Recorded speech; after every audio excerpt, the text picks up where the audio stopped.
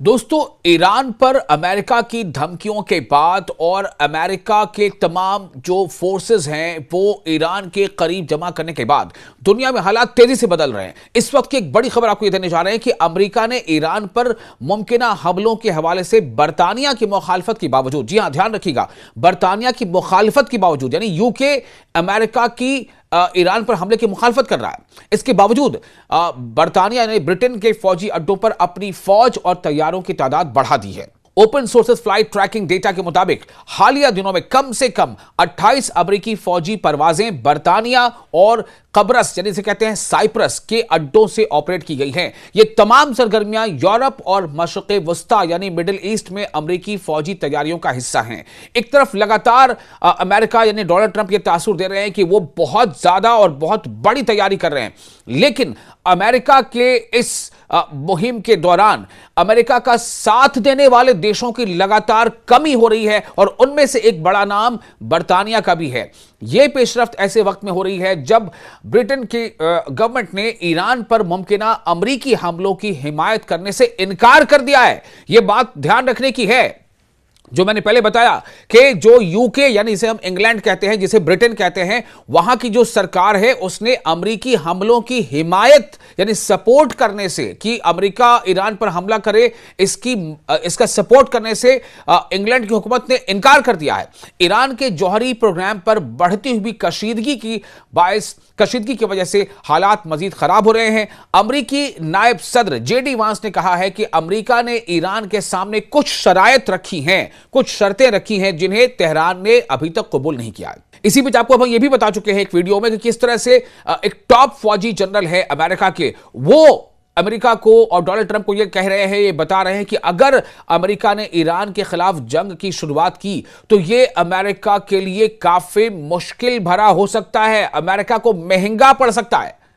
19 फरवरी को अमेरिकी सदर डोनाल्ड ट्रंप ने ईरान को खबरदार किया कि वो 10 दिन के अंदर नया जौहरी मुआहिदा मतलब न्यूक्लियर डील कबूल करे, नहीं तो बुरे नतायज भुगतना पड़ेंगे, बैड रिजल्ट्स, ऐसा उन्होंने कहा था। उन्होंने सोशल मीडिया पर कहा कि अगर अमेरिका को कार्रवाई करना पड़ी तो डिएगो गार्सिया, RAF और साथ ही साथ फेयरफोर्ट जैसे अड्डे इस्तेमाल किए जा सकते हैं।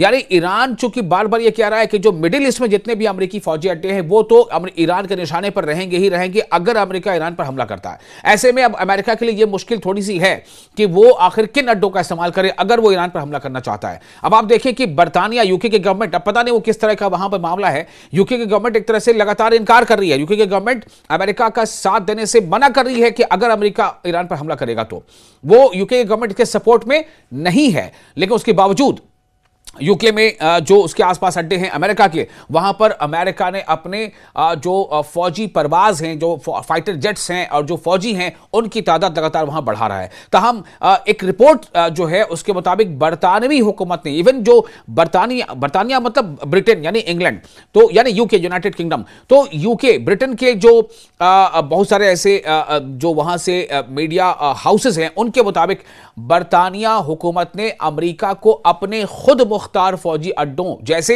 RAF, फेयरफोर्ट, डिएगो, ये अमेरिका का अपना फौजी अड्डा है बरतानिया यूके के आसपास, तो और दूसरा ग्रासिया से हमला करने की इजाजत देने से इनकार कर दिया है। चूंकि ये फौजी अड्डे कहां पर हैं? ये यूके में है अमेरिका के फौजी अड्डे, लेकिन है कहां? यूके में, यूनाइटेड किंगडम में, इंग्लैंड में, मतलब ब्रिटेन में। लेकिन तो ब्रिटेन की हुकूमत इनकार कर रही है। यह फैसला मुबैना तौर पर, जैसा कि कहा गया है, यह मुबैना तौर पर बरतानवी वजीर आजम कीर स्टार्मर और ट्रंप के दरमियान फोन कॉल के बाद किया गया।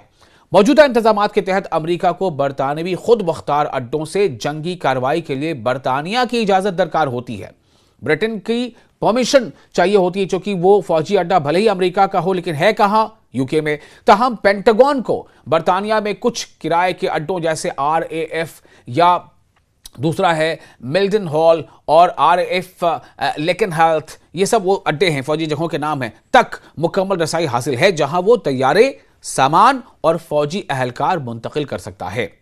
गुज़िश्ता एक हफ्ते में कम से कम 76 अमेरिकी ट्रांसपोर्ट और ईंधन बरदार तैयारे यूरोप और मशरिक़ वस्ता यानी मिडिल ईस्ट पहुंचे हैं। अमेरिका ने मगरबी एशिया का मतलब वेस्टर्न एशिया, मगरबी एशिया यानी वेस्टर्न एशिया। तो अमेरिका ने जो वेस्टर्न एशिया में 50 से ज्यादा लड़ाका तैयारे भी तैनात किए हैं, जिनमें F-22, F-35 और F-16 शामिल हैं। रिपोर्ट्स के मुताबिक अमेरिका ने खित्ते में इजाफी बहरी ताकत भी भेजी है, जिसमें तैयारा बरदार बहरी जहाज USS अब्राहम लिंकन और गाइडेड मिसाइल डिजास्टर निगरानी करने वाले तैयारे और ड्रोन शामिल हैं।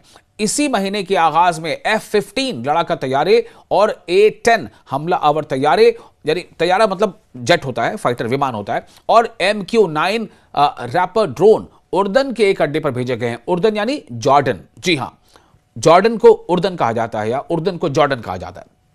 तो ये वहां पर भी अमेरिकी अड्डे हैं और ईरान ने यही कहा है कि जितने भी अमेरिकी अड्डे हैं, अमेरिकी फौजी अड्डे हैं पूरे मिडिल ईस्ट में, वो सब के सब टारगेट पर रहेंगे ईरान के, अगर अमेरिका ईरान पर हमला करता है। एक दूसरा अमेरिकी तैयारा बरदार बहरी जहाज भी तैनात किया गया है, उसका नाम है USS गिरार्ड फोर्ड।